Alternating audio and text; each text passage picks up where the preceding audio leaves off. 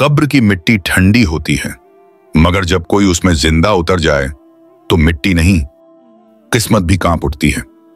ये कहानी एक ऐसे शख्स की है जिसने मजाक में कर ली अपनी कब्र की रिहर्सल, मगर वो जान न सका कि कभी कभी अल्लाह का इम्तिहान इंसान की सोच से बहुत आगे होता है। दोस्ती, मौत और मजाक जब तीनों एक ही लम्हे में टकराते हैं तो अंजाम क्या होता है। लेकिन कहानी शुरू करने से पहले अगर आप हमारे चैनल तो इसे सब्सक्राइब जरूर कर लीजिए, क्योंकि यहां मिलती हैं आपको सच्ची, रूह को झकझोर देने वाली कहानियां, इब्रत से भरी बातें और वाकयात जो आपको सोचने पर मजबूर कर देंगे। तो चलिए अब शुरू करते हैं आज की इबरतनाक हकीकत। आखिरी शरारत। शाम का वक्त था। एक सुनसान कब्रिस्तान में दो नौजवान खड़े थे जो एक कब्र की खुदाई करवा रहे थे। एक का नाम आसन था और दूसरे का नाम जैन। ये कब्र उनके अजीज दोस्त राशिद की थी। आसन राशिद का चचेरा भाई था, जबकि जैन उन दोनों का गहरा दोस्त। सिर्फ एक हफ्ते बाद राशिद की शादी थी, लेकिन खानदानी दुश्मनी की वजह से उसका बेरहमी से कत्ल कर दिया गया। जिस घर में खुशियों का माहौल था वहां गम की चादर बिछ गई। राशिद के माँ बाप तो जैसे जिंदा ही दफन कर दिए गए हों। उस घर पर तो जैसे कयामत टूट पड़ी थी। कब्र खोदने वाले चच्चा ने खुदाई मुकम्मल की और कहा, बेटा जब जनाजा आ जाए तो मुझे आवाज दे देना, मैं जरा अपनी झोपड़ी में आराम कर लेता हूं। यह कहकर वह चच्चा अपनी झोपड़ी की तरफ रवाना हो गया। आसन ने कांपते हाथों से घर पर फोन मिलाया और पूछा, मैयत आने में कितनी देर बाकी है? यह कहते ही वो रो पड़ा, क्योंकि उन तीनों की दोस्ती बहुत गहरी थी। आसन गम से बिल्कुल टूटा हुआ था। दोनों कब्र के पास खड़े थे। जैसे जैसे शाम ढल रही थी, अंधेरा और बढ़ता जा रहा था, लेकिन जैन अपने ही ख्यालों में गुम था। आसन ने उसे आवाज दी तो वो जैसे चौंक पड़ा और बोला, देर रात के वक्त कब्रिस्तान में कितना खौफ होता होगा। वो तो मुर्दों की हिम्मत है जो यहां रह जाते हैं, वरना जिंदा इंसान तो खौफ से ही मर जाए। मैं तो ये सोच रहा हूं कि फरिश्ते कब और कैसे आते होंगे, कैसे मुर्दों से हिसाब लेते होंगे। जैन कुछ अजीब सी बातें कर रहा था कि अचानक उसके मोबाइल पर बेल बजी और उसका मोबाइल हाथों से छूटकर सीधा कब्र में जा गिरा। आसन गुस्से से उसकी तरफ देखने लगा, लेकिन इसमें जैन का कोई कसूर नहीं था। वो बोला, भाई मेरे हाथ से छूट गया, जरा मदद तो करो, मैं अपना फोन निकाल लूं। ये कहकर वो राशिद की खुदी हुई कब्र में उतर गया और अपना मोबाइल निकाला जो मिट्टी से भर चुका था। आसन की मदद से वो वापस बाहर निकला। फिर आसन दूर एक पत्थर पर जाकर बैठ गया। अब ये दोनों दोस्त राशिद की मैयत का इंतजार करने लगे, लेकिन जैन के दिमाग में तो कुछ और ही चल रहा था। उसने कब्र के पास रखी कुछ लकड़ी की तख्तियों को देखा और आसन से पूछा, आसन क्या तुम ये तख्ते एक एक करके अकेले उठा सकते हो? हाँ उठा सकता हूं, मगर क्यों? जैन ने कहा, मैं थोड़ी देर के लिए राशिद की कब्र में उतरना चाहता हूं। तुम ऊपर रहना और ये तख्ते मेरे ऊपर रख देना। मैं देखना चाहता हूं कि आखिर कब्र के अंदर कैसा लगता है। जब एक इंसान के ऊपर तख्ते रख दिए जाते हैं तो उस वक्त क्या माहौल होता है। आसन उसकी बात सुनकर कांप गया। वो डर और गुस्से से बोला, तू यहां भी शरारत करने की सोच रहा है? तुझे डर नहीं लगता? अगर इतनी देर में जनाजा आ गया तो लोग क्या सोचेंगे कि हम अपने दोस्त की कब्र से मजाक कर रहे हैं। ना बाबा ना, मैं तेरी कोई मदद नहीं करने वाला। लेकिन जैन कहां मानने वाला था। उसने हंसते हुए कहा, बस कुछ देर की बात है यार, ये मेरी आखिरी शरारत होगी। इसके बाद कभी शरारत नहीं करूंगा, फिर तू खुद मेरी शरारतों को याद करेगा।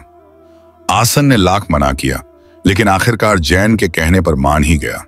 जैन बिल्कुल बेखौफ होकर राशिद की कब्र में उतर गया और अंदर जाकर बैठ गया। फिर आसन ने एक एक करके तख्ते उसके ऊपर रखना शुरू कर दिए। आसन ने मजाक में कहा, कहूं तो तेरे ऊपर मिट्टी भी डाल दूं? जैन मुस्कुराकर बोला, डाल दो मेरे भाई, इजाजत है।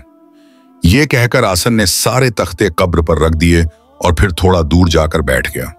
उसका दिल बहुत घबरा रहा था। वो सोच रहा था कि अगर इतने में जनाजा आ गया तो क्या होगा। यह ख्याल आते ही वो अचानक उठकर कब्र के पास गया और जैन को मैसेज किया, कहो तो अब उठा लूं तुम्हें। लेकिन कोई जवाब नहीं आया।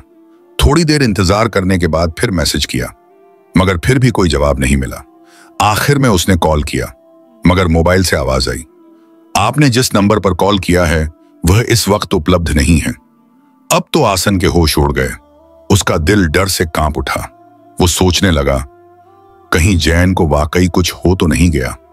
ये सोचकर आसन ने तख्ते उठाने शुरू कर दिए, लेकिन अब तख्ते उससे उठ ही नहीं रहे थे। ये वही तख्ते थे जिन्हें कुछ देर पहले उसने अकेले ही आसानी से उठा लिया था, मगर अब जैसे वो जमीन से चिपक गए हों, जैसे किसी ने उन्हें जकड़ लिया हो। डर और घबराहट से उसका बुरा हाल हो गया।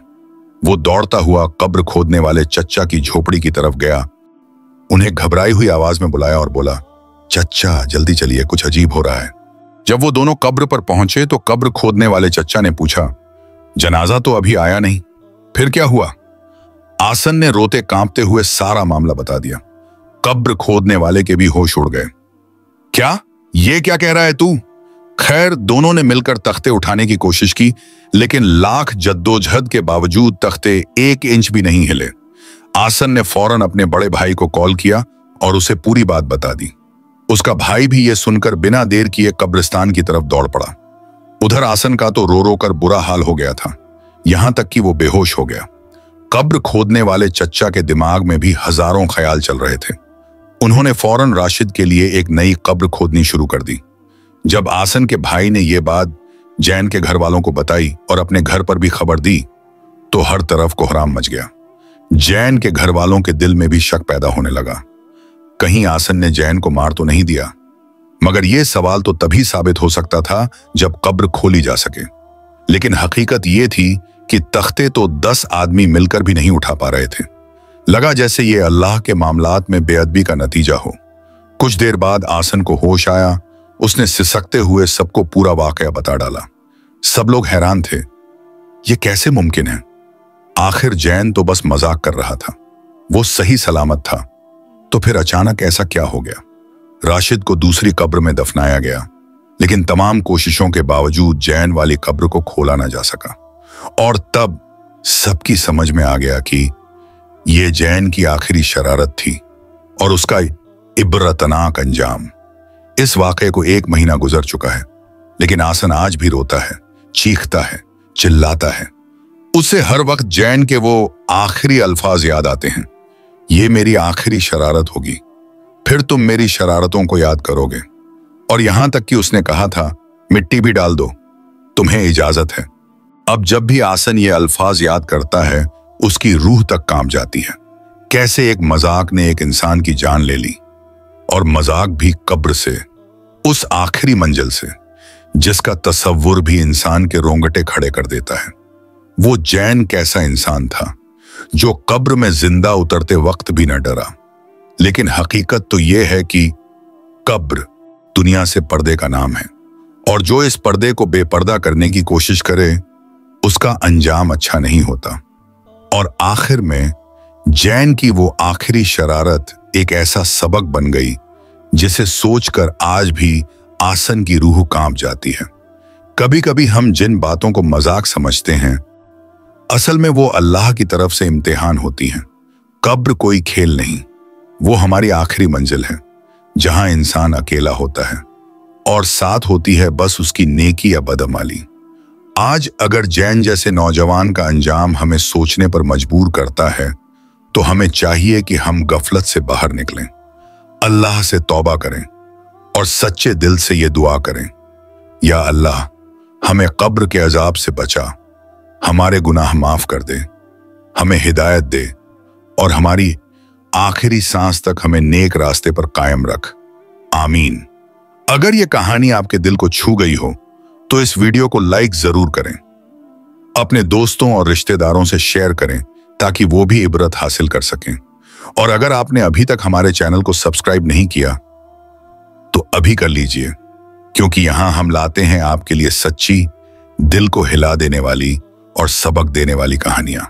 मिलते हैं अगली वीडियो में एक नए इबरतनाक वाकये के साथ। तब तक अल्लाह हाफिज।